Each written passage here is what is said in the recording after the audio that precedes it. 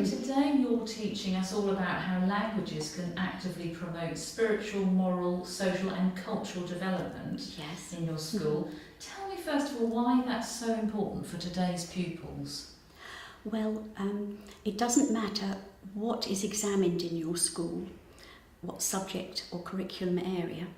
If SMSC is not embedded in your school, you will find that Ofsted will probably downgrade you, but if it is embedded, then you will get a very good result.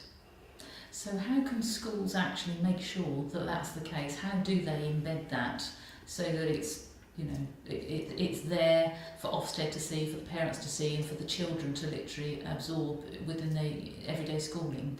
Well, it's to give them a great deal of opportunities, and that can be from the spiritual point of view, about different religions. Sometimes in the school population there may be some pupils who are Hindu, Jewish, perhaps Muslim, and you can engage with them to promote their beliefs and get the other children in the school to understand this and respect it. You may ask people in the community to come in, so perhaps a rabbi would come in for the Jewish celebration, something like that.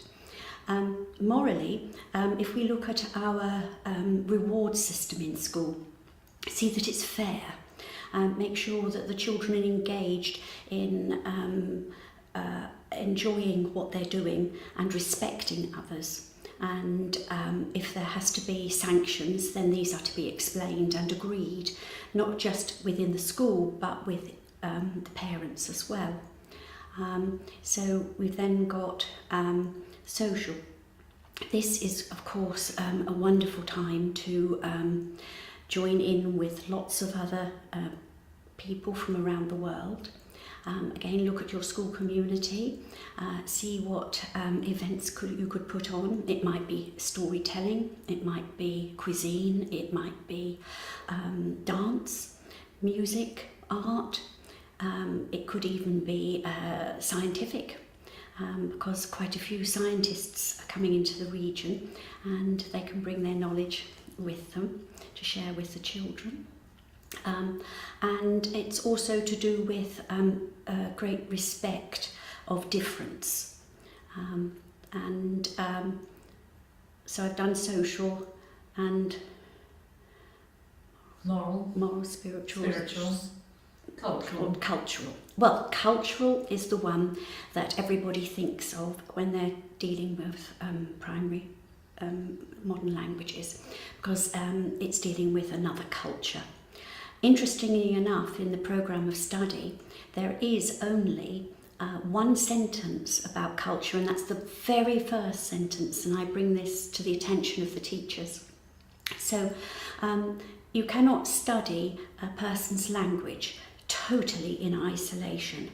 You have to try and engage with them, and this is usually a very pleasurable experience where you can learn and they can learn from you, and it's an exchange of views, ideas, and will bring in a lot of excitement for the children. And have you brought with you today some culture boxes? Explain what they are. Yes, these are boxes which we've started to collect from various parts of the world.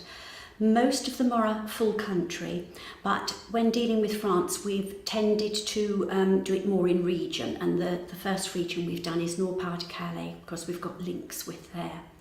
In it we put everything that would be interesting and exciting. So in the North India box we have a sari, we have got a little elephant, we've got some jewellery, there are books, there is also elements of the Hindu religion. Because when you're looking at a full person, spiritual side is just as important.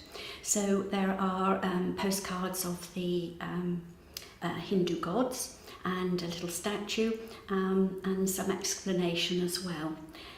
If, however, your school was doing Sikhism, I do have the artefacts for Sikhism, so I could take the Hinduism out and put the Sikhism in, because India seems to be the birthplace of quite a few religions, and the other one is Buddhism. So I have got those as well.